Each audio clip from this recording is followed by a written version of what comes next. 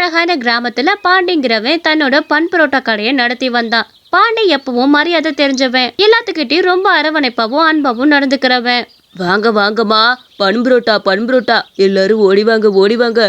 பன் புரோட்டா ரொம்ப சுவையா இருக்கும். வெறும் பன் புரோட்டா வெறும் 20 ரூபா தான், வந்து சாப்பிடுங்க. ஏப்பா, நான் இந்த ஊருக்கு புதுசாக குடி வந்திருக்கிறேன்ப்பா. இந்த பன் புரோட்டாவை எனக்கு சாப்பிடணும்னு ஆசையாக இருக்குது.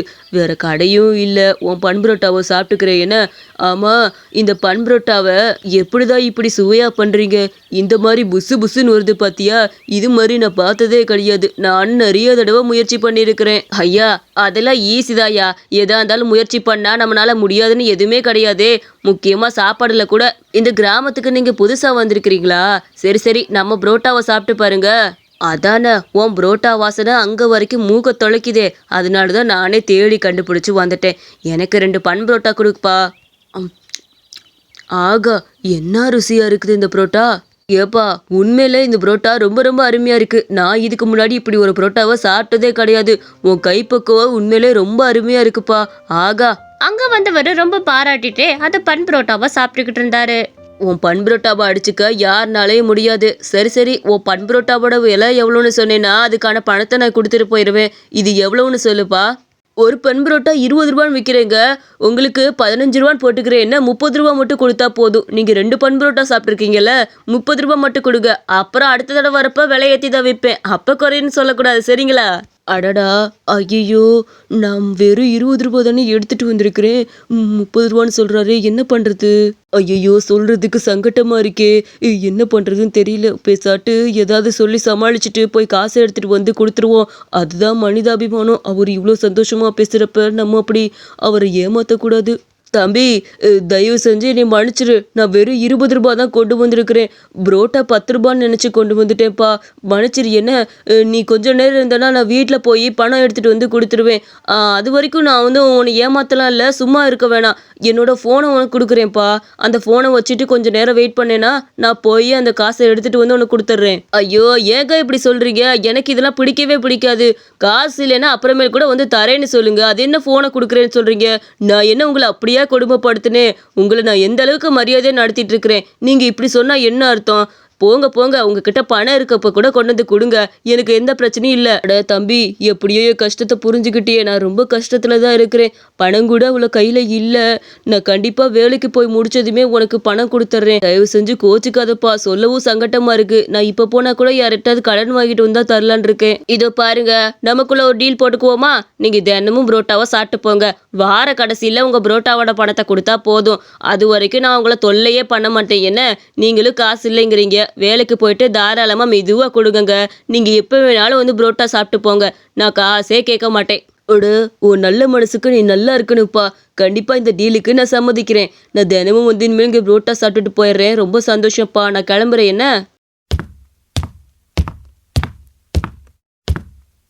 எப்போ பாண்டி 2 பன் புரோட்டா கொடுக்குறியாப்பா?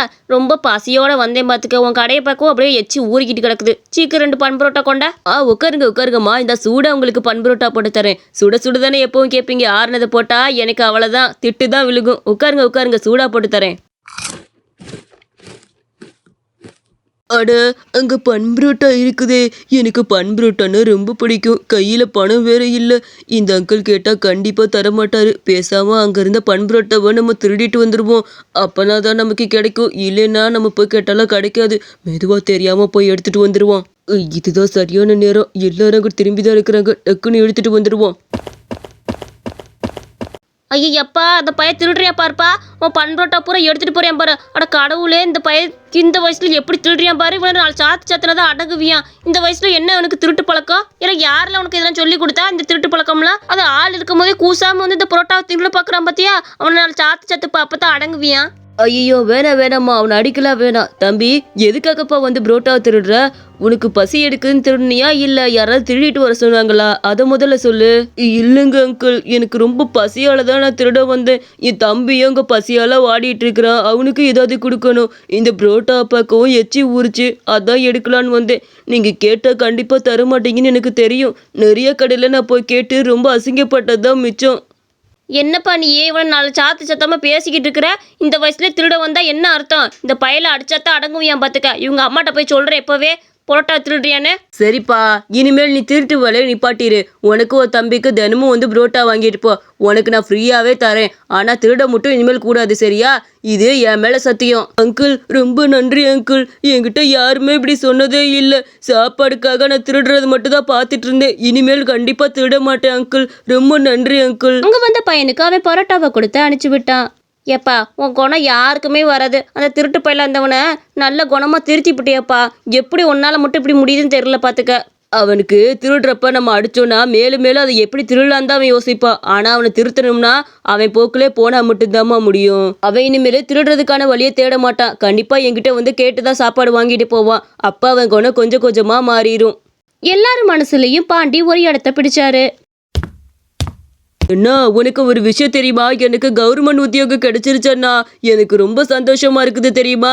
இந்த கிராமத்துக்குள்ள முதல்ல கவர்மெண்ட் வேலை பார்க்க போறது நான் தான் அண்ணா. எனக்கு நினைக்கும் போது ரொம்ப சந்தோஷமா இருக்குது. உன்னால மட்டும் தான் என்னைய படிக்க வச்சு இவ்வளோ பெரிய ஆளாக்க முடிஞ்சது. அட, கேட்கும் போது எனக்கு ரொம்ப சந்தோஷமா இருக்குப்பா. இதே மாதிரி உன்னோட வேலையிலையும் நீ நல்லா பார்த்து முன்னேறணும், சரியா? அண்ணனுக்கு ரொம்ப சந்தோஷம். ஸ்வீட் வாங்கிட்டு வந்து நம்ம கிராம மக்கள் எல்லாத்துக்கும் கொடு. ஆமாண்ணா, முதல் வேலையா ஸ்வீட் வாங்கிட்டு வந்து எல்லாத்துக்கும் கொடுக்கணும். நான் ரொம்ப ரொம்ப சந்தோஷமா இருக்கேன். நீ இல்லைன்னா நான் கிடையாது.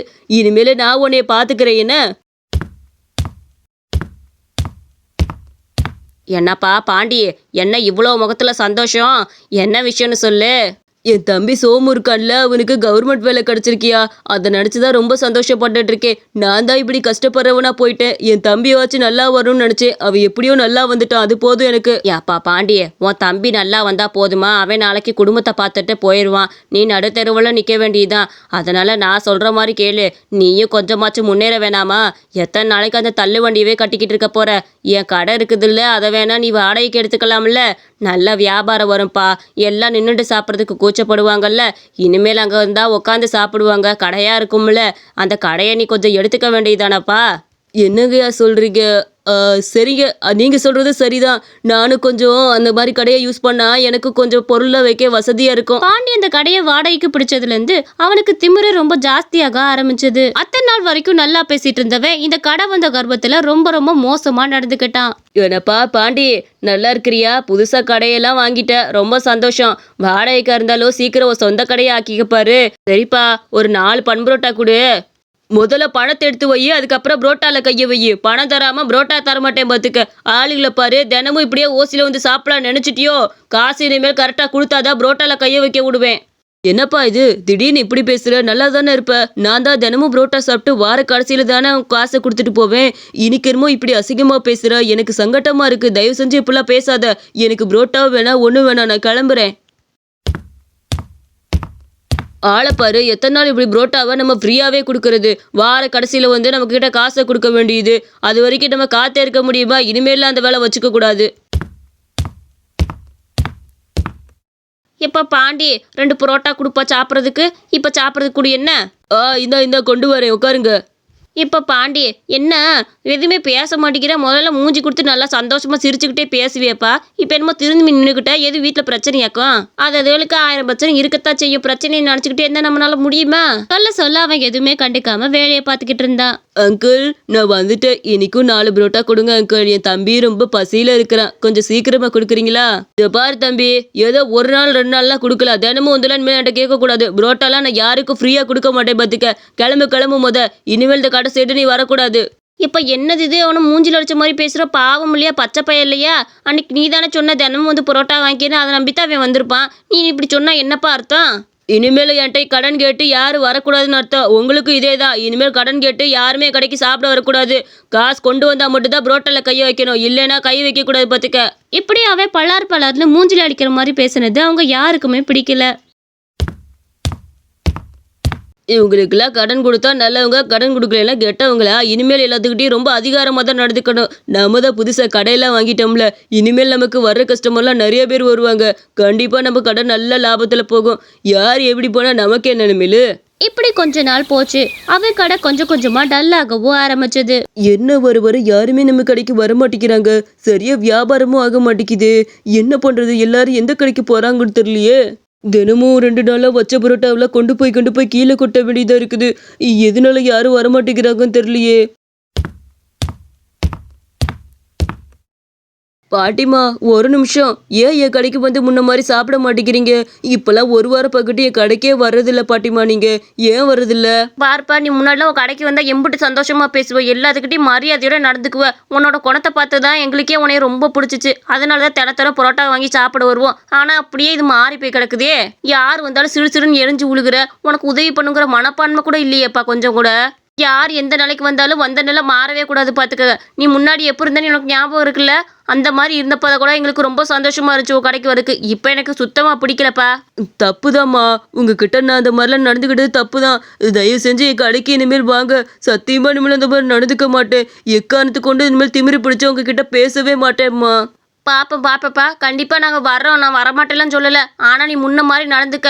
எப்பவுமே நம்ம வந்த வழியை இன்னைக்குமே மறக்க கூடாது, சரியா? அவனும் அதுல இருந்து புரிஞ்சுக்கிட்டான். எப்பவுமே நம்ம வந்த வழியை மறந்துக்கிட்டு புதுசா பணம் வந்ததுமே திமிரு பிடிச்சா ஆடக்கூடாது. இந்த கதை உங்களுக்கு பிடிச்சிருந்துச்சுன்னா மறக்காம நம்ம அனிமேஷன் ஸ்டோரிஸ் சேனலுக்கு சப்ஸ்கிரைப் பண்ணிக்கோங்க.